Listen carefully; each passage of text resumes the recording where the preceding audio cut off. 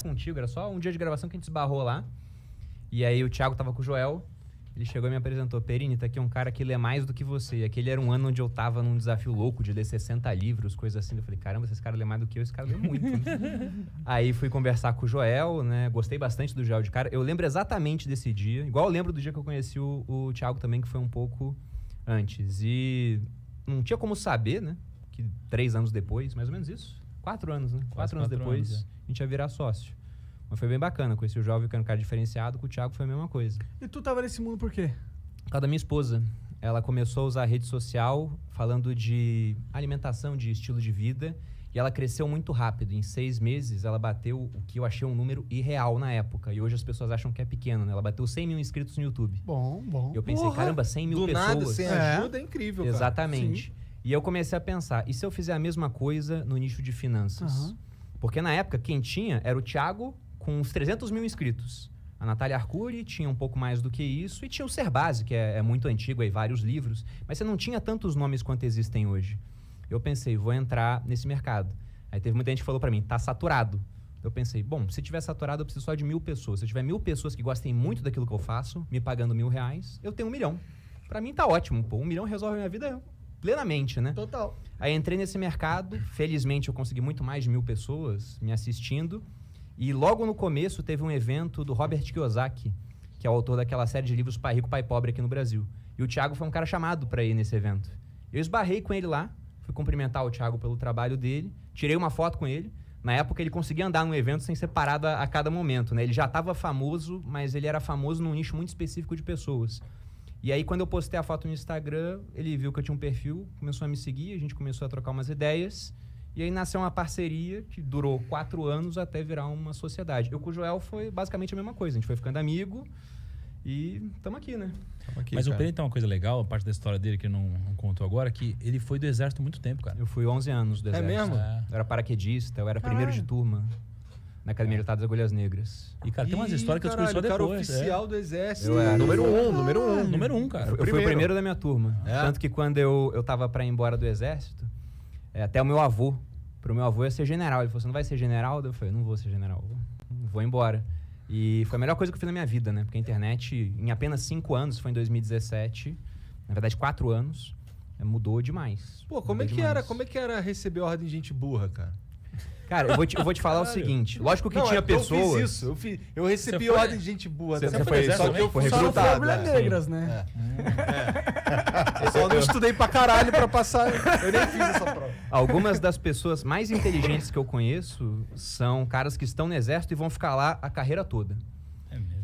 Sim, você pega, por exemplo, o meu comandante na Academia Militar das Agulhas Negras foi comandante do Exército há pouco tempo, o General Leal Pujol. Ele foi primeiro em tudo que ele fez. Ele foi primeiro na AMAN, ele foi primeiro depois no curso de capitães, foi primeiro no curso dos coronéis, chamado Escola de Estado Maior. Foi primeiro em tudo, então ele foi primeiro de ponta a ponta. Foda. É o Lewis Hamilton da Academia Militar, assim, da formação militar.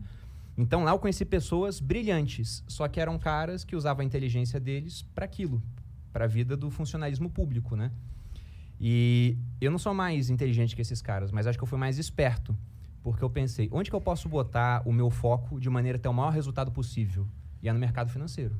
As recompensas do mercado financeiro são tão grandes que vale a pena, mesmo não sendo uma dessas cabeças brilhantes, se posicionar nesse mercado. Porque se você pegar uma migalha desse mercado, você tá rico.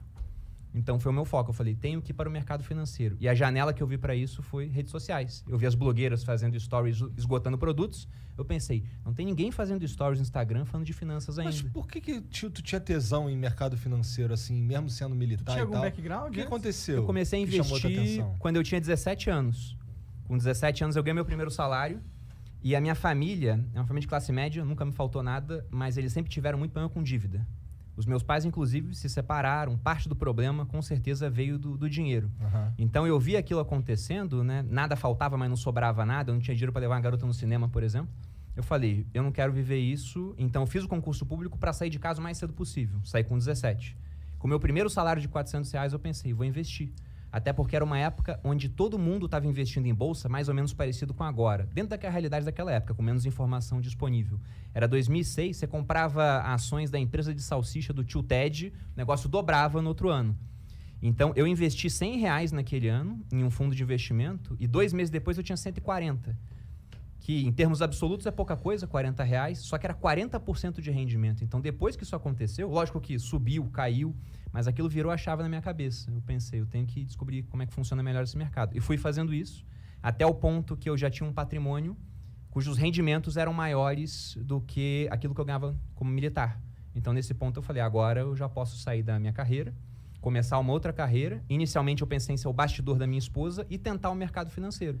E aí, acabou que eu saí do bastidor dela porque o mercado financeiro explodiu tanto, né? Graças aí a trabalho feito pelo Thiago, a Natália, outras pessoas muito grandes, mas a Bolsa subindo também. Foi uma mudança, era o fim do governo Dilma, o começo do Temer, a Bolsa começou a decolar. Bitcoin saiu de R$2.000 para 70 mil. Aquilo mudou de patamar assim, as minhas finanças e, como eu estava mostrando isso acontecendo em rede social, também consegui uma boa audiência com isso. Tu já tinha Bitcoin nessa época aí? Eu comecei a juntar Bitcoin em 2014.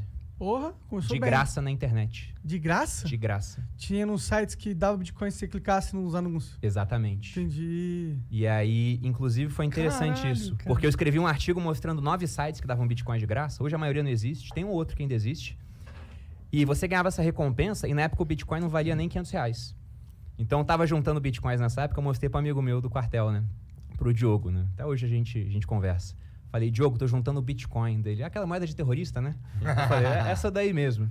E aí quando eu mostrei quanto eu tinha uns $6. Ele falou, porra, tu tem $6 em Bitcoin? Né? Começou a rir da minha cara. Só que aquilo que era muito pouco foi crescendo, eu fui ganhando mais, o valor foi aumentando. E só com esses sites, sem gastar R$1, eu juntei 9 Bitcoins, né? Caralho! E graças a isso hoje eu tô bilionário. Mentira, essa parte não é. Mas eu não fui vendendo no topo, né? Eu fui vendendo aos poucos. Então vendi a 7 mil, a 15 mil, a 20 mil, a 58 mil, lá em 2017. Aí bateu 70, caiu, depois eu fui comprando de volta. Mas até hoje eu tenho essa convicção.